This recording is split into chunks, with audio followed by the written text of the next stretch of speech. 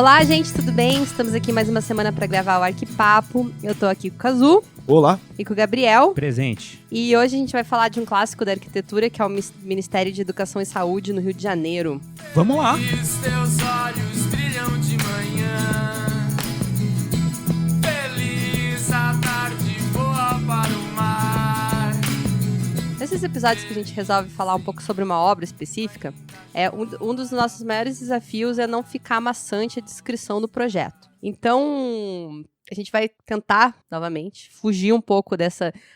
você chega e tem uma praça maravilhosa. Da praça pode falar, mas, assim, vamos falar elementos gerais do projeto sem tentar ser tão descritivo, porque é arquitetura visual, né? E todos os bons projetos começam assim, né? Uma praça. Um distanciamento. Uma área pública. Fica o desafio aí para os participantes. Isso aí, dá uma olhada numas fotos.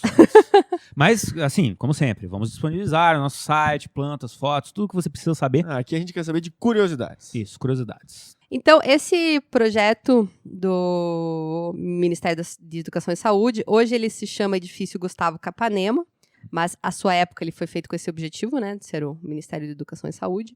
E hoje o que funciona lá é o Ministério da Educação e Cultura, né? Exatamente. Porque, até pensando, é bizarro você ter duas áreas tão importantes num ministério só, né? Engraçado, né? E tão diferentes, né? Super, né?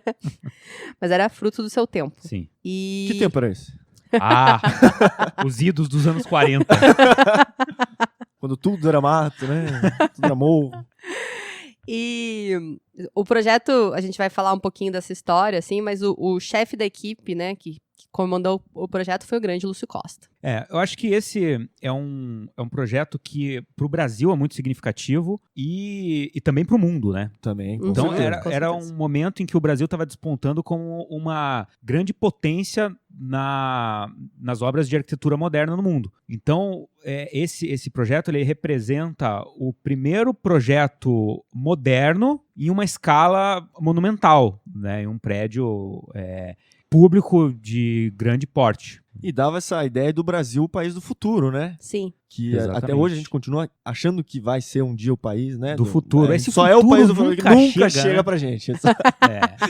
Mas é por isso que o Brasil é o país do futuro, nunca é o país do presente. A gente não quer perder, né, esse título tão bacana. Mas que, enfim, mas a data ali, mais ou menos, que o projeto é de 1936, né? Que começa ali, então...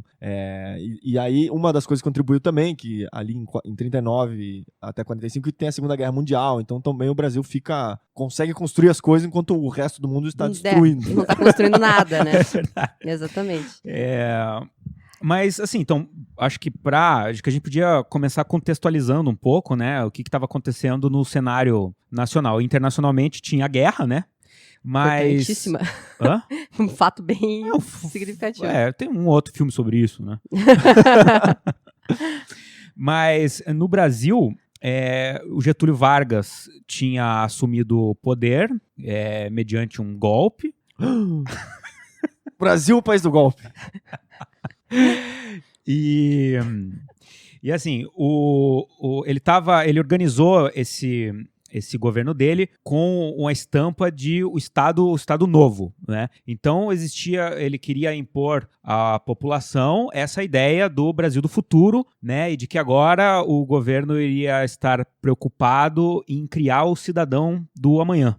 Então ele queria se distanciar o governo dele dos governos passados. Então ele começou uma grande mudança de paradigmas, né? A começar pela cidade onde era a capital, que era o Rio de Janeiro. Uhum. Uma das medidas que ele tomou era de criar novos edifícios para os ministérios que eles tinham. E ele delegou a função a cada ministro de escolher como que seria o novo edifício. Então, vários ministérios criaram novas sedes nessa época. Né? Sim, sim. Até ali ao redor do... Até ao redor do que hoje é o Palácio Capanema. Isso. E assim, é importante, então, dizer que no Brasil, naquela época, não se imperava essa ideia da arquitetura moderna. Era uma coisa nova no mundo inteiro, né? E no Brasil, mais ainda, né? E até desses edifícios dos novos ministérios que foram feitos ali ao do lado, o Ministério da Educação e Saúde foi o único moderno, né? Os outros, eles... Exato. É uma pegada completamente diferente. E vale destacar que aquilo era o normal para a época. Essa proposta que o Lúcio Costa e a equipe dele trazem, que era um exótico super diferente, né? E tanto que, assim, apesar de a gente falar que é um governo que está querendo trazer uma ideia nova, né, de novas ideias e tal, mas a arquitetura ainda dos outros edifícios mantinha-se antiga, né? Então não eram todos os edifícios dos ministérios que foram seguindo essa nova tendência do modernismo e tal. Negativo. Foi principalmente o Gustavo Capanema que adota essa postura de querer, dentro do ministério dele, produzir um edifício que fosse novo, que tivesse de acordo com a vanguarda dos pensamentos modernistas e tal, né? E aí que começa um negócio interessante, né? Que Não, então é só pra antes de você, não, acho que pode, mas só pra ilustrar. Você falou, o Gustavo Capanema. Quem era o Gustavo Capanema? Desculpa, vamos lá. muito Quem bom, é o é Gustavo verdade. Capanema? Não, Ministro. o Gustavo Capanema era o ministro da Saúde e Educação. Acabou de receber o posto, né? De Tinha ministro, acabado de receber o posto. Então ele foi escolhido pelo presidente para ser o ministro aí dessa pasta. E como ministro, ele escolheu um chefe de gabinete Era importante esse cara? que era conhecido por todos, que é o Carlos Drummond de Andrade. Ah, só isso? Só. Só isso. Mas eu ouvi dizer que a equipe dele, ele sempre se cercou de pessoas relativamente, né, importantes, que assim, tem aqui, né, constam aqui como parte da equipe dele que assessorava ele, o Mário de Andrade, o Cândido Portinari, a Cecília Meirelles, o próprio Lúcio Costa. Estavam muito ligados, né? mas antes de você falar do Lúcio Costa, assim, que todos ligados ao movimento moderno artístico, né? Uhum. Pelo que eu vi, a importância do Drummond nisso é muito grande, porque o Capanema, ele era a parte política do ministério, ele que fazia a ponte com o poder executivo. E o Drummond é que conhecia toda essa galera. E é engraçado você pensar, eu não me aprofundei nesse estudo, mas pensar essa galera artística ser pró o Getúlio Vargas, que eu imagino que não eram. Então, eu dei uma pesquisada nisso também, porque eu também achei curioso. Eu só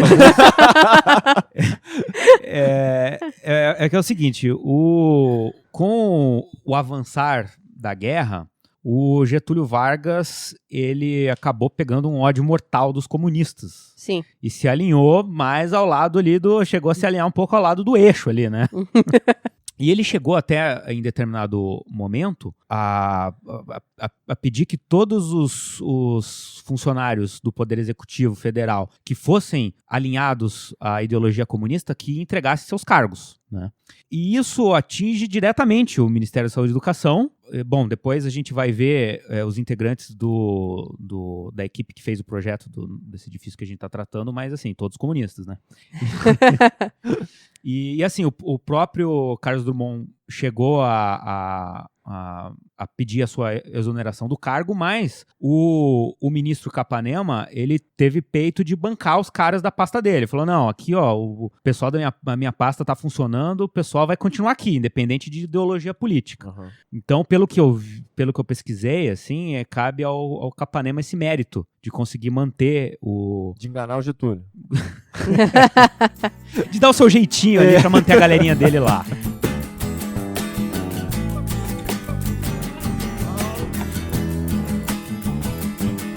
Começa por aí. Que eu tenho só um trecho de uma fala do Gustavo Capanema, só Uhum. que eu achei que é simbólico. Ele fala assim, com a Revolução de 1930, então no Brasil não havia o Ministério da Educação. Então o presidente pediu, né, ele falou assim, pediu para ele destacar do Ministério da Justiça para criar o Serviço da Educação e da Saúde lá. Ele diz assim, pedi ao presidente que me autorizasse a abrir um concurso para a construção de um novo edifício para o Ministério da Educação e Saúde Pública, né? Que daí em 35 que ele abre o concurso. Então, desse concurso, né? Então, é aberto um concurso público para os arquitetos, né, fazendo esses projetos. E ele não gosta do resultado do concurso. O júri era muito conservador, né? Exatamente. E o júri era condizente ao que se produzia de arquitetura na época. O que se produzia principalmente de público, né? De construções públicas. Que era um estilo eclético, não é? Uma coisa mais... Neoclássica. Neoclássica, tal. com certeza. Então, até eu não peguei o nome do arquiteto aqui que Não, ganhou o concurso. Você esqueceu do nome dele? O nome dele é inesquecível. Arquimedes o quê? Memória. Memória. Memória.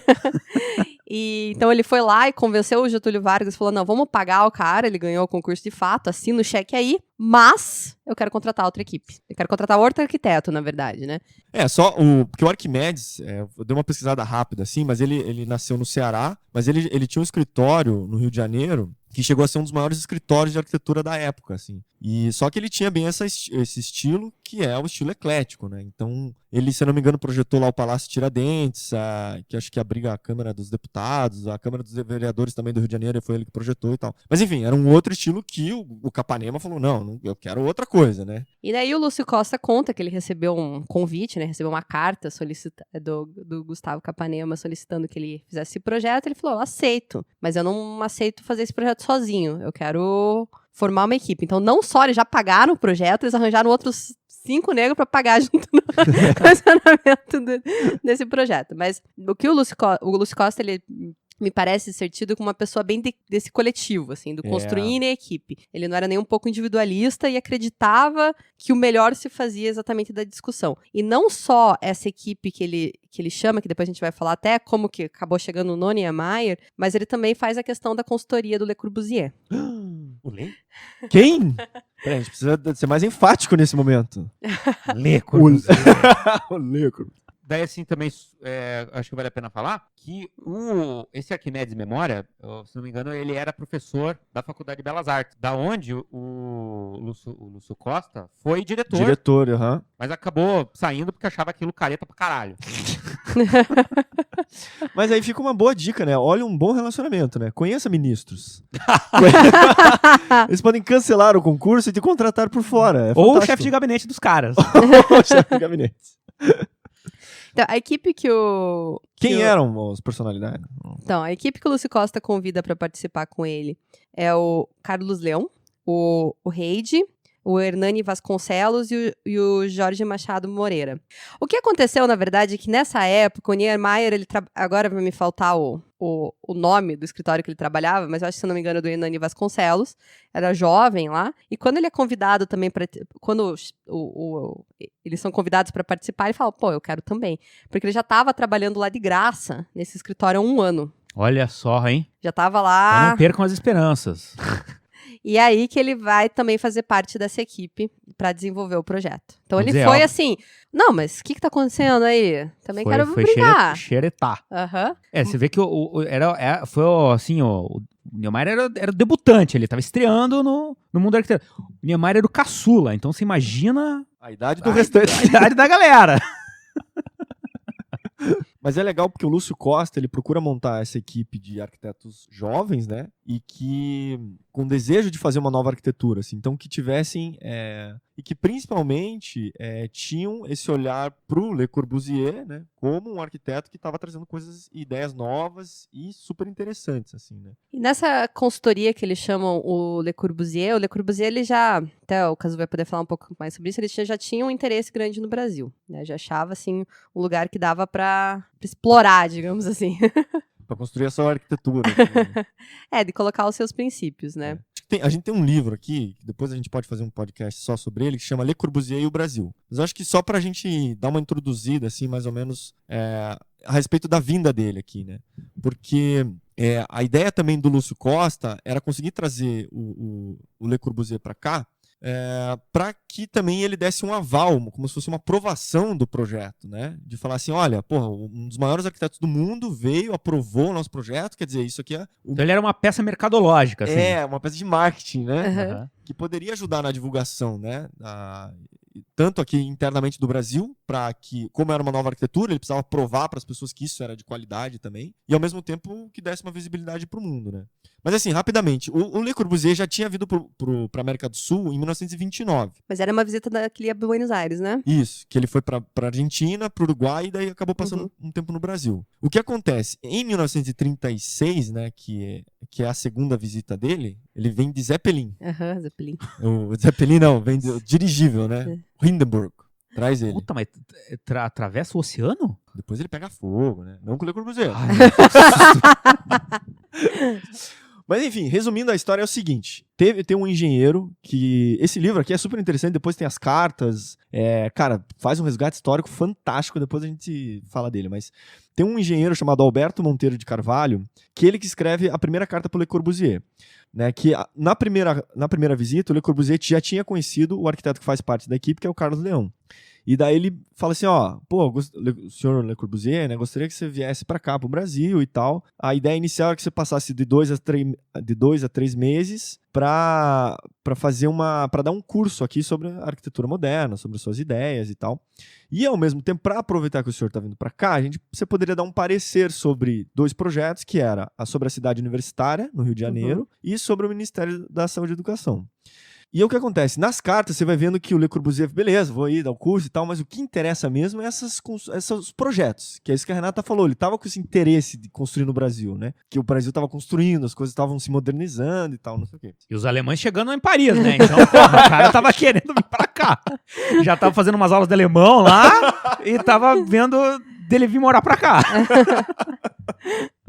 Aí o que acontece? Só que no Brasil, a questão também do Getúlio Vargas e tal, tem uma série de ações que eles fizeram, de legislação e tal, e uma lei que era uma lei protecionista na época, que era que não, no Brasil não se poderia contratar arquitetos estrangeiros para trabalhar aqui no Brasil. A título de promover os arquitetos daqui, etc. E tal. Então o que ficou combinado é o seguinte, que o Le Corbusier ia receber 60 mil francos, tá? Toda a viagem ia ser paga, a estadia, a alimentação, etc, etc.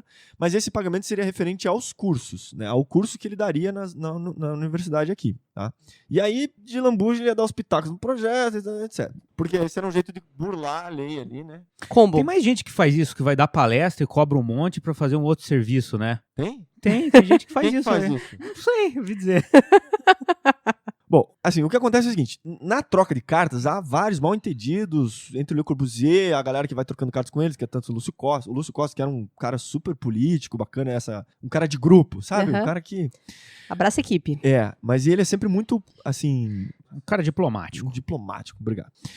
Mas eu acho que o Le Corbusier foi meio que se fazendo de idiota, assim, do tipo, eu acho que o projeto aqui, né, eu poderia participar mais e tal, porque ele queria mesmo era brincar aqui de construir aqui. Bom, enfim, ele chega aqui no Brasil e a equipe já está formada, né? Então o projeto já está sendo desenvolvido, já tem uma evolução do projeto. Ele chega aqui e começa a apavorar, ele quer mudar o terreno que estava sendo ele feito. não gostou do terreno, achou muito inserido tem no essa. miolo, né? É. De quadro, assim. Eu quero que seja na beira do mar. Isso, na beira do mar. É porque são assim que os franceses falam. Mas é isso, ele queria na frente da Baía de Guanabara, né? Ele queria que o prédio tivesse uma vista, enfim, quem que não se encanta com o Rio de Janeiro também, né? E muito mais horizontal, né? Muito mais baixo, com muita vista pra Baía de Guanabara. Muita vista. Não pouca. Mas é isso, o desenho do edifício era bem horizontal, né? Os pilotis até relativamente baixos ali, como se fosse um pavimento, mas todos voltados para essa vista, né? Agora, esse primeiro estudo foi feito com o Le Corbusier aqui no Brasil, né? Vamos dizer, esse era um estudo que era efetivamente... que tinha a participação efetiva do Le Corbusier, que ele estava né? aqui, exatamente. Mas se eu não me engano, era um terreno que eles não tinham como... A área que ele queria era um terreno que não era público, que não tinha como... Enfim, não era acessível. Não, exatamente. Assim, era super legal. Todo mundo, porra, Le Corbusier, que fantástico. O senhor realmente é genial, blá, blá, blá. Mas ele falou assim, né, como não dava para fazer ali por questões burocráticas e tal, ele deixa alguns croquis aqui de ideias e tal e segue, e volta para a França. O que acontece é que a equipe continua desenvolvendo o projeto aqui. Acho que eu vou dar uma encurtada na história também, depois a gente comenta sobre as cartas e tal, mas basicamente é o seguinte, começa a dar vários problemas primeiro de pagamentos, que o Le Corbusier começa a reclamar que não recebeu os 60 mil francos. Então as cartas são geniais, assim, porra, como assim? Eu tô esperando o pagamento, fiz tudo aquilo lá, vocês não me pagam e tal. Désolé, só lamento. Só lamento. E a galera, não, calma, o pagamento já vai chegar, bababá, vai rolando o Corbusier.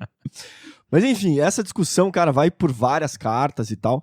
E uma das coisas depois, no futuro, que vai acontecendo também, porque, assim, só tem outro negócio que acontece o seguinte, em 1939 estoura a guerra. Então o contato com Le Corbusier também por cartas, depois vai ficando meio mais difícil. Sim, foi um período que eles ficam meio sem se falar, né? Eu acho que assim, eles também não devem estar querendo muito falar, né? Também Fazendo, deixa o francês lá. Deixa. Mas o que acontece é o seguinte, em resumo, a equipe que tá aqui, o Lúcio Costa, eles desenvolvem o projeto, e aí, com as ideias né, que eles, enfim, até melhoraram algumas ideias do próprio Le Corbusier, né, e eles enviam esse projeto para Paris, para que tenha um aval do Le Corbusier. O Corbusier fala, pô, realmente, nossa, tá muito bom, parabéns, vocês são fantásticos. Então há essa aprovação e tal, e ele volta a insistir que não recebeu o pagamento lá. Só pra uma das coisas da carta, por fim, o Lúcio Costa, lá em 1949, enviou uma carta cujo título era Acerto de Contas. Aquele último e-mail, assim, sabe?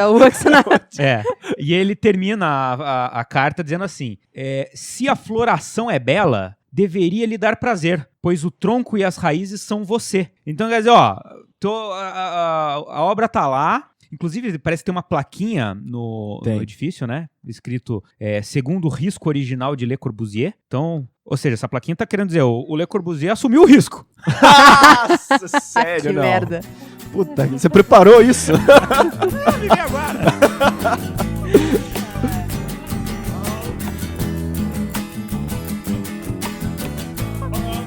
Então, assim, imagine que eram jovens arquitetos num país de terceiro mundo, né? Tipo, Brasil, tá? Que estão começando a construir uma arquitetura que ele tanto pregava. Que ele tava, né? Porra, a arquitetura tem que ser... Quais são os 5 pontos da arquitetura moderna, né? Quais Estão são? todos lá, né? Estão todos lá. É muito simbólico o edifício.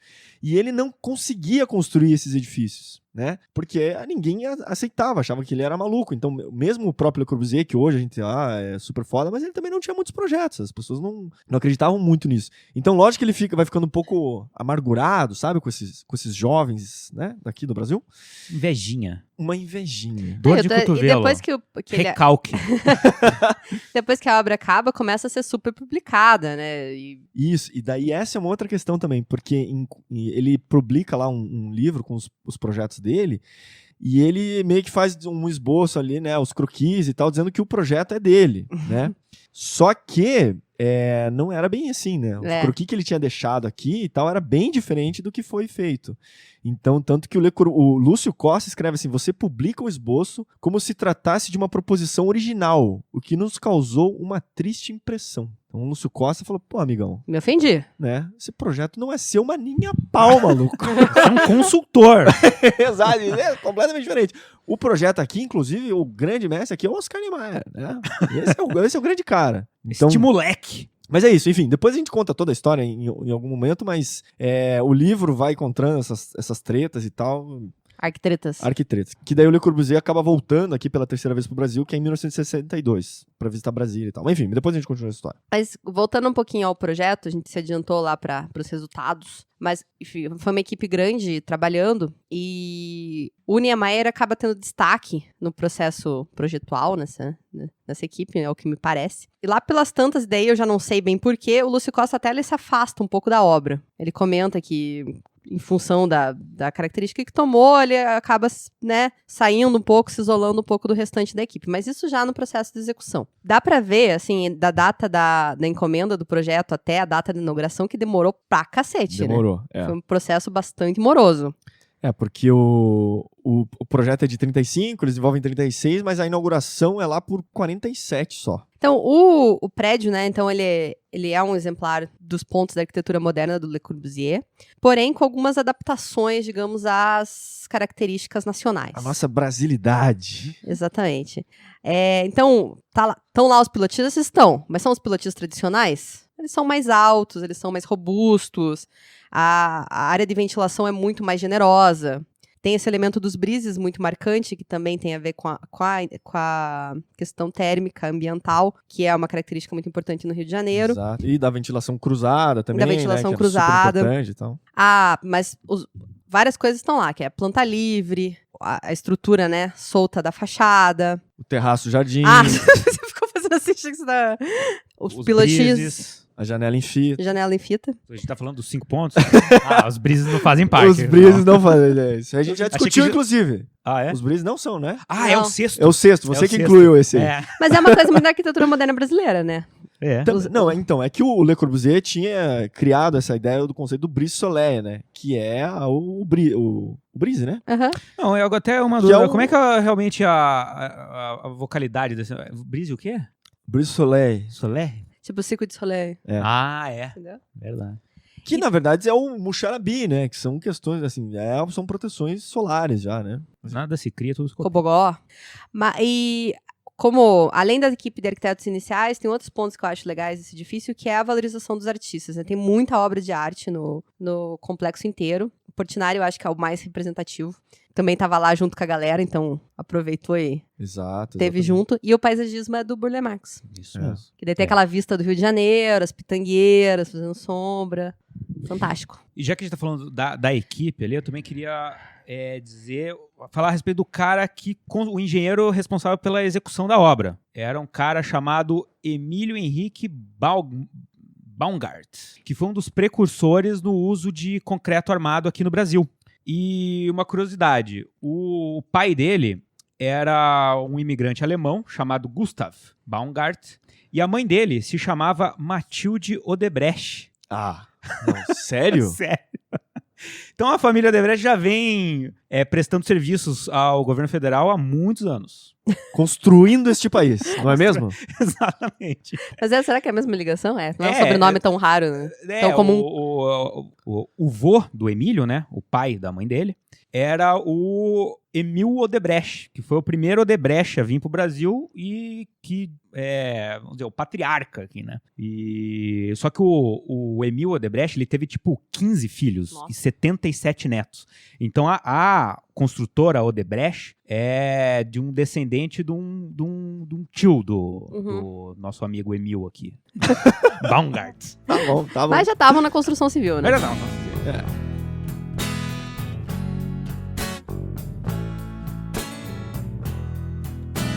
Como é um edifício bem emblemático, acho que todo mundo já viu foto, imagem, até acho que já estudou isso. Então ele é basicamente, para quem nunca viu, né, mas são duas, imagine que tem uma barra horizontal, né, e depois uma barra vertical. Elas, em implantação, elas formam como se fosse um T, né. E esse edifício, que nem a Renata falou, né, o térreo ali fica livre, vamos supor, 9 metros, né, de altura, e o edifício vertical tem 16 andares. O que é legal, assim, porque a implantação da lâmina vertical, ela fica como se fosse no centro da quadra, né? Então você poderia pensar, porra, mas aí acaba dividindo o lote, né? Acaba tendo duas praças menores em vez de uma e tal. Mas na verdade, como tá tudo sobre pilotis, tudo esse espaço aberto, ficou uma praça pública também, né? Então é super aberto e tal. E é alto pra então... caramba, né? Então você não tem essa sensação de estrangulamento do espaço. Exato. Então você vai visitar lá, cara, as pessoas estão toda hora cortando aquele edifício ali, aquela quadra ali. Então isso é muito legal. E por Rio de Janeiro ser muito quente e tal também, né? Isso... Sombras são muito essenciais. E na questão, se você olhar o edifício vertical, as empenas laterais são cegas, né? E as fachadas norte-sul, elas são inteiras de vidro, né? É só que o lado norte, daí com todos os brises, né? Para fazer toda a proteção. Eu acho que tem algumas curiosidades que são importantes e que tornam esse edifício mais importante, né? Que é o seguinte, foi um dos primeiros edifícios do mundo a usar o brise-soleil, né? Apesar de ter sido inventado pelo Le Corbusier. Só que também o prédio da ABI, em 36, também também fez o uso, né, disso. Mas em termos de projeto ali, o Ministério da Saúde e Educação acho que foi feito antes. É uma das primeiras fachadas inteiras de vidro. Então, panos de vidro. Isso é um marco pro mundo, né? Isso é muito emblemático, assim. Até o Lúcio Costa, ele ressalta bastante isso, né? Que ele fala, ninguém tava fazendo, a gente foi lá pra Nova York, né? Mostrar nosso trabalho, ninguém tava fazendo e a gente tava. E daí ele comenta assim, você vê que engraçado, né? Hoje, quando a gente olha pra arquitetura americana, os edifícios, eles são todos espelhados de vidro e tal. E daí ele meio que fala assim, a origem de tudo isso é meio que aqui, entendeu? Né? Não, e esse prédio aí influenciou vários outros marcos da arquitetura, né? Você estava falando de Nova York lá, e o prédio da ONU, depois do Le Corbusier e do Niemeyer, também tem tudo a ver com o edifício Capanema, né? Então, assim, foi realmente a semente ali para várias outras obras muito famosas de arquitetura moderna. Só a construção do edifício, ela é demorada, né? E principalmente por diversas dificuldades econômicas que estão acontecendo no governo e tal, contenção de gastos, etc. A obra, ela vai terminar lá, acho que é 45, se eu não me engano, a inauguração oficial. Então, assim, é exatamente o período da Segunda Guerra Mundial, né? Então, e no Brasil... Quer dizer, em 38, por exemplo, que o Oscar vai com o Lúcio Costa para fazer o pavilhão de Nova York, né? Quer dizer, então a arquitetura brasileira está em desenvolvimento, crescendo, os olhos estão voltados para cá. Quando estoura a guerra, ainda continua, né? Porque a ABI, que é a Associação Brasileira de Imprensa, lá dos Irmãos Roberto, está sendo feita em 43. A Pampulha também, do Oscar Niemeyer, está em 43. Quer dizer, o mundo tá lá na guerra e o Brasil tá meio aqui paralelamente desenvolvendo uma arquitetura nova, diferente e tal, né? Uma evolução muito importante. Esse edifício passa a ser muito simbólico, né? Como o desenvolvimento de um país, um desenvolvimento tecnológico também para toda a arquitetura mundial, né? E principalmente de pegar arquitetos que eram relativamente jovens, com ideias novas e conseguir construir um edifício muito, muito importante, né? Tem um trecho aqui de uma entrevista que o Oscar Niemeyer deu que eu acho interessante, que ele diz o seguinte: o projeto estava sendo desenhado com um bloco principal paralelo ao edifício do Ministério do Trabalho. Para passar o tempo, fiz um croquis situando-o no meio do terreno. Tá? Então isso é para dizer que foi o Oscar que é o cara. Assim, E que ele tava de boa. Tava à toa, não tava nem querendo trabalhar. Tava de boa. Veio a benção da inspiração. É. Aumentando a altura dos pilotis de 4 metros para 10. Ficou 9 no final, mas tudo bem. Com o bloco de exposições e auditório passando em sobreloja entre eles e não saindo do primeiro andar como fora projetado. Ok. O Carlos Leão gostou da minha ideia. Falou com o Lúcio Costa e o croquis que eu jogara pela janela foi recuperado e usado no projeto definitivo. Sabe a arte de contar uma boa história? É isso, Aham. cara. Né? Exatamente. A narrativa vale mais que qualquer Mas coisa. é a mesma coisa daquele da Falling Water lá, né? Da Casa da Cascata. Exatamente. Tipo, não tinha nada, o cara ia chegar pra uma reunião, desenhei em meia hora. Exato. É o que eu falo. O gênio é aquele cara que exerce um grande feito com pouco esforço. Mas ele é um Então, gênio, né? Não, ele é. De fato, não, na verdade, De fato é. na verdade, fato é. erguer o pilotis, assim, faz toda a diferença. Faz, Pra exatamente. proporção do prédio. Porque ele continua, ele diz o seguinte: hoje, para quem parar diante daquele edifício, imaginá-lo com as colunas de 4 metros antes previstas, sentirá, sem dúvida, que não foi desprezível a colaboração daquele jovem arquiteto, né? Então, daí ele comenta assim que como estudante de arquitetura tinha trabalhado pro Lúcio Costa e tal, e ele desenhava muito bem, né? Então, que foi o Lúcio Costa que incumbiu ele de fazer as perspectivas, né? Então ele ficou como desenhista e também ele ficou acompanhando o Le Corbusier aqui, né? Uma das coisas que eu tinha visto lá, não sei se é efetivamente verdade, mas o Oscar Niemeyer falava francês. Então ele era o cara que ficou ali para fazer as traduções. Fazia a ponte lá com Faz o Le sentido. Corbusier, né? Então foi isso que ajudou. Não sei se efetivamente foi isso, mas enfim, o estagiário acompanha aí o tiozão aí. Tá. Mas ele era um cara que sabia se colocar no lugar certo na hora certa, né? Se Procurava tem a um oportunidade cara bom, e tava lá. É um projeto que é uma contribuição de todos, né? E evidente que as ideias de uma nova arquitetura e tal são do Le Corbusier, etc. e tal, mas os croquis, essa ideia de entender mais o lugar onde se está projetando, fazendo adaptações, é do próprio Niemeyer, né? Que tem as soluções que são geniais também. É do Brasil! É do Brasil! Que inclusive depois eles vão lá brigar sobre a ONU, né? É. O verdade. Niemeyer, o Le Corbusier, o Niemeyer também tem que falar, porra, né? Tive que ir lá deixar ele achar que o projeto era dele. Ficou pau no pro- cu do cara. Ficou pro francês. A ONU ficou, o crédito ficou pro francês. né?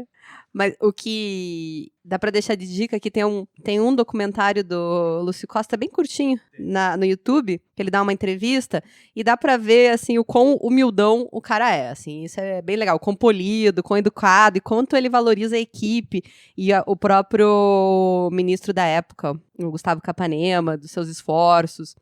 Tipo, é um cara que esbanja créditos, assim. Só pra gente entender de todos os arquitetos participantes ali, rapidamente aqui, o Lúcio Costa, né, enfim, fez coisa pra caralho depois, né, mas fez Brasília, o projeto da exposição do Brasil em Nova York, etc. Enfim, é um dos maiores arquitetos brasileiros. O Niemeyer também, né, indiscutivelmente e tal. O Carlos Leão, ele foi sócio do Lúcio Costa depois, né, ele casou com uma mulher, e essa mulher, a irmã da mulher, Cunhada, no a caso. cunhada, tinha casado com o Vinícius de Moraes. Olha só. Então, eles estavam sempre muito próximos, entendeu? Então, o Vinícius e o Carlos Leão eram Brother. brothers, eram cunhados, né? Ou concunhados. Correto. E o Carlos Leão continuou fazendo arquitetura meio de leves ainda, assim. E ele ficou, assim, gostava muito de pintar. E gostava de pintar principalmente figuras femininas. Então tá lá, depois quem quiser ver, dá uma olhada nos quadros lá. O Afonso Reidi, né? Que, depois fez o projeto do MAN, no Rio de Janeiro, né? O Museu de Arte Moderna, que Pedregulho. também. um projeto fantástico, o Pedregulho também. E ele também foi, se eu não me engano, secretário de obra do Rio de Janeiro, alguma coisa assim, que foi nesse momento em que ele vira, brilha o olho do Le Corbusier.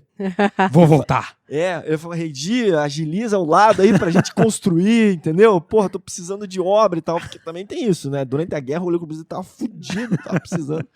Enfim. O Hernani Vasconcelos também continuou como arquiteto, foi diretor do planejamento da Coab, etc. Inclusive, ele até tem uma casa aqui em Curitiba.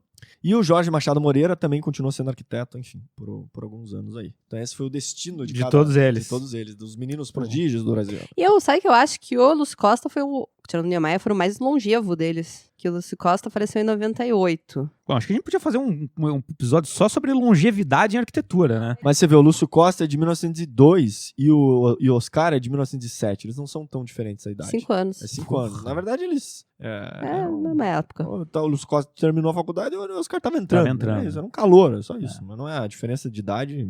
Deu trote. O edifício, então, né, já é um senhor, né? Foi feita uma restauração aí nos últimos anos, aí, em 2014, que foi a substituição dos elevadores, a impermeabilização da cobertura e do terraço-jardim lá, e mais a recuperação daí dos projetos do Burle Marx, né?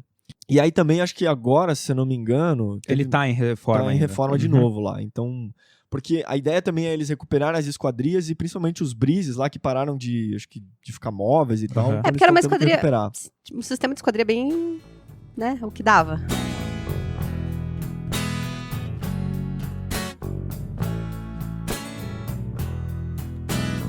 Aqui, eu achei uma frase bonita aqui, emblemática, que ele diz o seguinte, que como a maioria dos palácios considerados como marcos excepcionais da história da arquitetura, etc., né, e esse como talvez o marco do palácio, entre aspas, moderno, assim, foi possível somando a vontade do ministro, do Gustavo Capanema, de tipo, enfrentar, inclusive, o concurso, opiniões contrárias, O Getúlio. etc.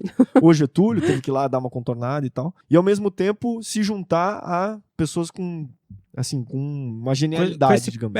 Com esse pensamento progressista, né? Que era toda a questão do Lúcio Costa, que trouxe daí também toda uma equipe, Sim. Enfim, com ideias boas e tal. E aí, o resultado disso foi conseguir produzir esse edifício fantástico. Um ícone. Então, um abraço pro edifício. Organizar um abraço. Vai lá e público. abraça um piloti. Olha, essa fica aí. O pessoal do Rio de Janeiro que vai lá e tira uma foto abraçado nos pilotis. Isso. Manda pra gente, vai colocar no Instagram. Isso. O Le Corbusier diz o seguinte, finalizando, ainda não recebi meus honorários. É realmente impressionante. Peraí, tem mais. Ele diz o seguinte, aí o Lúcio Costa tem que entrar na jogada aqui. Quanto aos seus honorários, você os recebeu alguns dias após a chegada de sua carta. Portanto, não falemos mais nisso. Como já lhe dissera, sua visita custou-me 1 ano de diligências junto ao Capanema. Avanços e recuos, em suma, um verdadeiro milagre. Para de falar nisso. Eu fiquei me fudendo lá com o Capanema lá pra... Em 37 também tem outra carta que diz o seguinte. E agora o prédio do Ministério, reconhecida a impossibilidade de construí-lo no magnífico terreno que você escolheu, pois seria necessário fazê-lo muito mais baixo e sem poder ampliá-lo no futuro. O Oscar, que após sua partida tornou-se a estrela do grupo. É o principal responsável por ele e aguarda, emocionado, sem dúvida, como todos nós, o ok de Jeová. Porra! Estavam esperando o ok de Jeová Le Corbusier, no projeto do Oscarito. Oscarito, muito bom. E ele, o Le Corbusier, falou que tá legal.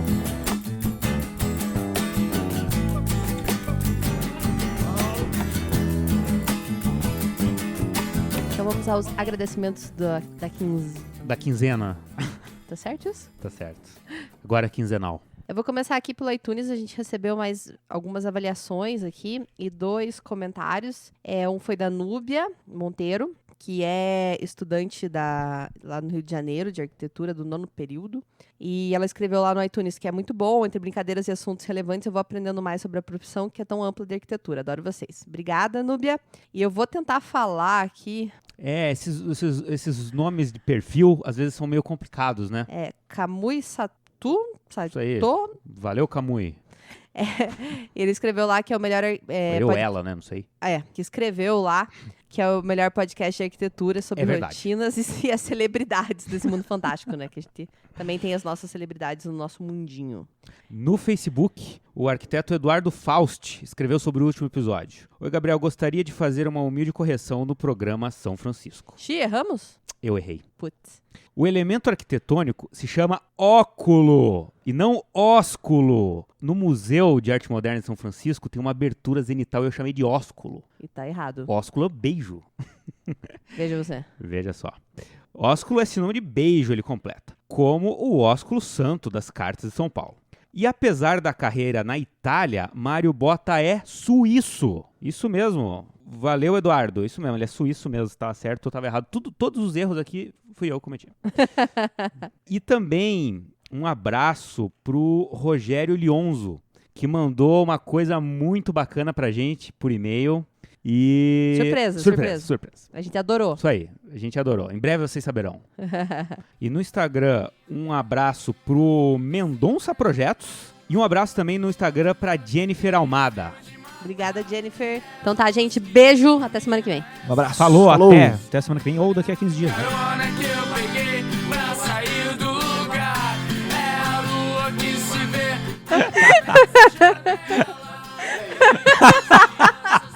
Espera, pô. É todo mundo saindo pra curtir umas férias. O sorriso Ou saúde e educação?